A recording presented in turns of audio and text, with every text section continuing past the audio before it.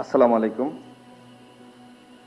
Democracy Dias কর্তৃক আয়োজিত আজকের এই আলোচনা সভার সম্মানিত সভাপতি, আজকের অনুষ্ঠানের সম্মানিত অতিথিবৃন্দ, সবাইকে শুভেচ্ছা। যে বিষয়গুলো নিয়ে আলোচনা হচ্ছে অত্যন্ত গুরুত্বপূর্ণ, বিশেষ করে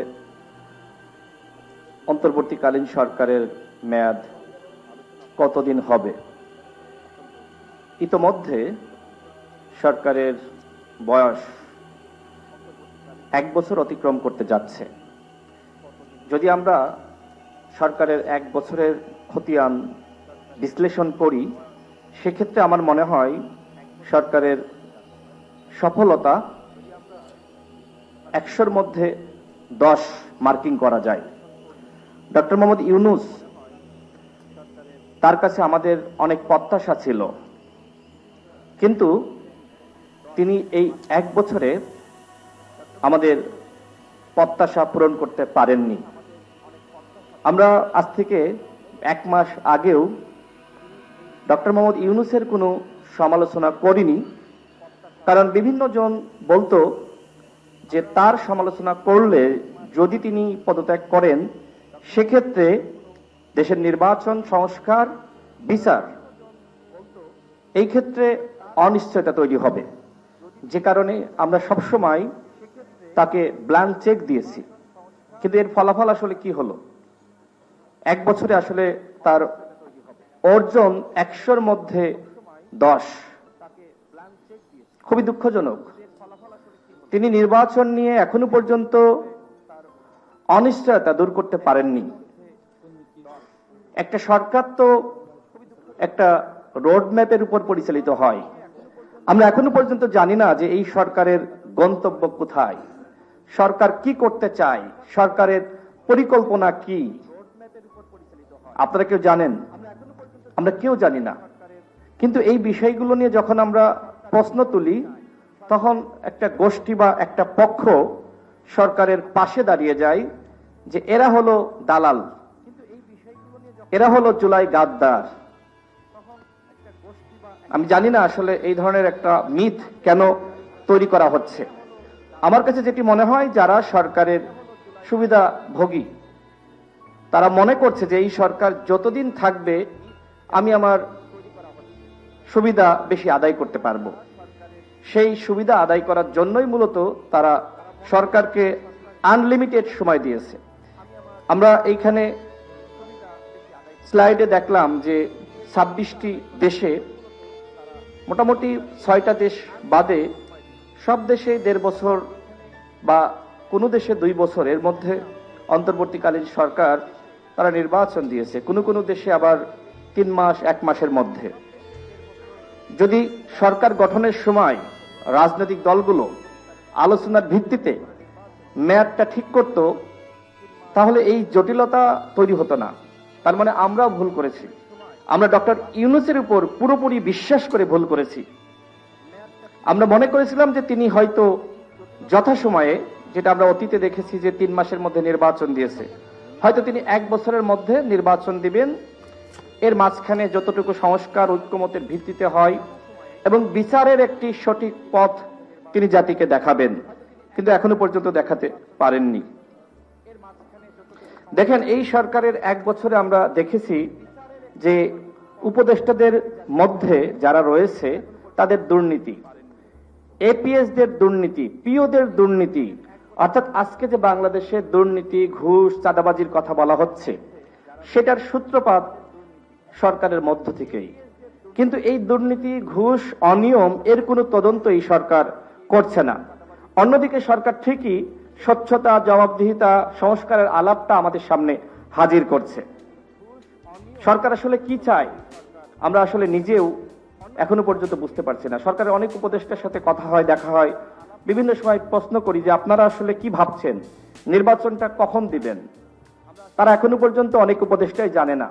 তার মানে এইখানে দেবপ্রিয় ভট্টাচার্য যেটি বলেছেন যে সরকারের ভিতরে আর একটা সরকার, অর্থাৎ ডক্টর মোহাম্মদ ইউনূস সিদ্ধান্ত নিতে পারছেন না, সরকারের মধ্যে বা ভিতরে বা উপরে আরেকটা সরকার রয়েছে, যখন ওহী নাজিল হবে তখন নির্বাচন দিবে।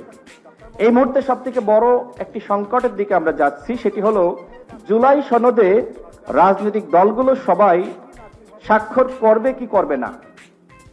বড় একটি সংকট। এখানে যারা আছেন আমি জানি না আপনারা কতটুকু অনুধাবন করতে পারছেন।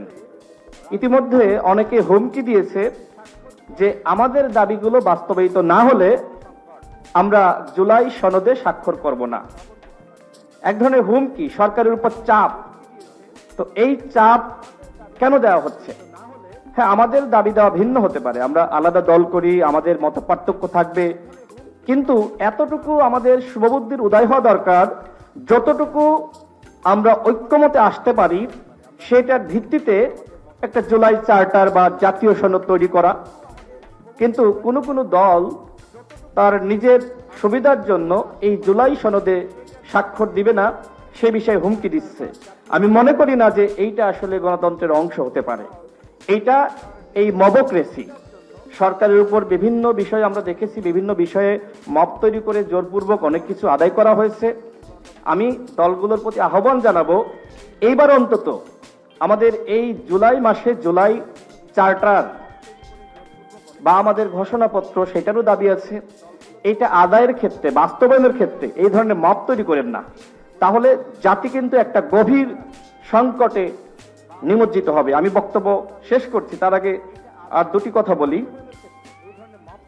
দেখেন, এই সরকারের নিয়োগকর্তা আছে। ইতিমধ্যে ডক্টর মোহাম্মদ ইউনূস তার নিয়োগকর্তাদের নাম পরিচয় প্রকাশ করেছেন। আমার কাছে যেটি মনে হচ্ছে যে এই নিয়োগকর্তারা যতক্ষণ না পর্যন্ত নির্বাচনের ব্যাপারে ডক্টর মোহাম্মদ ইউনূসকে আদেশ দিবেন, তার আগে তিনি নির্বাচনের তারিখ ঘোষণা করবেন না। সর্বশেষ আমরা দেখলাম যে 14টি রাজনৈতিক দলের সাথে আলোচনা করলেন, দলগুলোর নেতারা বের হয়ে এসে বললেন যে 4 থেকে 5 দিনের মধ্যে তিনি নির্বাচনের তারিখ ঘোষণা করবেন। 4 থেকে 5 দিন কিন্তু শেষ। তার মানে ডক্টর মোহাম্মদ ইউনূস যেটা বলেন সেটা করেন না। এভাবে অনেকগুলো বিষয়ে আমরা প্রতারণার শিকার হয়েছি। আমি জানি না জাতি যে আস্থা বিশ্বাস রেখে তাকে দায়িত্ব দিয়েছিল বিচার, সংস্কার এবং নির্বাচন, সেইটা আসলে তিনি করতে পারবেন কিনা। 1 বছরে এখনো পর্যন্ত দৃশ্যমান কোনো সংস্কার সেইটা আমরা দেখি নাই। এখনো পর্যন্ত আওয়ামী লীগের যারা প্রেতাত্মা ছিল, যারা ছাত্র জনতার বুকে গুলি চালিয়েছে, সেই গণহত্যাকারী দলের যারা পান্ডারা ছিল, তাদেরকে গ্রেপ্তারে খুব বেশি দৃশ্যমান আমরা পদক্ষেপ লক্ষ্য করি নাই। বরং মামলা বাণিজ্য আমরা দেখছি, মিথ্যা মামলা। যে যে অন্যায় করেছে তার নামে আপনি সেই মামলা দিতে পারতেন, কিন্তু যে হত্যা মামলার সাথে সম্পৃক্ত না, দুর্নীতিগ্রস্ত ব্যক্তি, তাকে দেওয়া হয়েছে হত্যা মামলার আসামি। তো এইভাবে তো আসলে স্বচ্ছতা এবং জবাবদিহিতাপূর্ণ রাষ্ট্র আমরা গঠন করতে পারবো না। তো আজকে এখানে আরো যে বিষয়গুলো নিয়ে আলোচনা হয়েছে, খুবই গুরুত্বপূর্ণ যে গণতান্ত্রিক উত্তরণ, আমার মনে হয় এইটা নিয়ে খুবই জটিলতা তৈরি হচ্ছে সামনে। এই পরিস্থিতি কিভাবে ট্যাকেল দেওয়া যায় সে বিষয়ে আমাদের ভাবতে হবে। এবং এখানে সংখ্যানুপাতিক নির্বাচনের কথা বলা হচ্ছে, বিভিন্ন দলের পক্ষ থেকে বলা হয়েছে যে উচ্চ কক্ষে সংখ্যানুপাতিক নির্বাচন। গণতান্ত্রিক রাষ্ট্রে বিভিন্ন দলের বিভিন্ন দাবি দেওয়া থাকবে। আমি সরকারের প্রতি আহ্বান জানাবো, জোরপূর্বক কোনো কিছু যদি চাপিয়ে দেন সেটা আসলে ভালো হবে না। আলোচনার ভিত্তিতে দলগুলো যতটুকু বিষয়ে ঐক্যমতে আসে, প্রয়োজনীয় সংস্কারের ব্যাপারে যতটুকু ঐক্যমতে আসে সেইটাই বাস্তবায়ন করুন। জোরপূর্বক সংস্কার কোনোভাবেই টিকিয়ে রাখতে পারবেন না। আমি সর্বশেষ বলবো, ডক্টর মোহাম্মদ ইউনূসকে, আপনার উপর আমাদের আস্থা আছে, সমালোচনা করি যাতে আপনি ভুলগুলো শুধরে নেন। শুধুমাত্র আপনার যারা নিয়োগকর্তা তাদের চিন্তা না করে পুরো জাতির চিন্তা করুন, অন্যান্য দলগুলোর চিন্তা করুন, তাহলে আমরা নতুন বাংলাদেশ উপহার পাব। আজকের এই যে গণ অভ্যুত্থান, এত মানুষ শহীদ হয়েছে, এত রক্ত, 2018 সালে আমরা যে কোটা সংস্কার আন্দোলন করেছিলাম, পরবর্তীতে এই কোটা সংস্কার আন্দোলনকে কেন্দ্র করে গণ অভ্যুত্থান, এইবার যদি আমরা নতুন বাংলাদেশ গঠন করতে না পারি তাহলে এই গণ অভ্যুত্থান ব্যর্থ হবে। অতীতের ন্যায় আমরা এই গণ অভ্যুত্থান ইনশাআল্লাহ ব্যর্থ হতে দিব না। আজকের এই আয়োজকদের অসংখ্য ধন্যবাদ আমাকে কথা বলার সুযোগ দেওয়ার জন্য। আসসালামু আলাইকুম।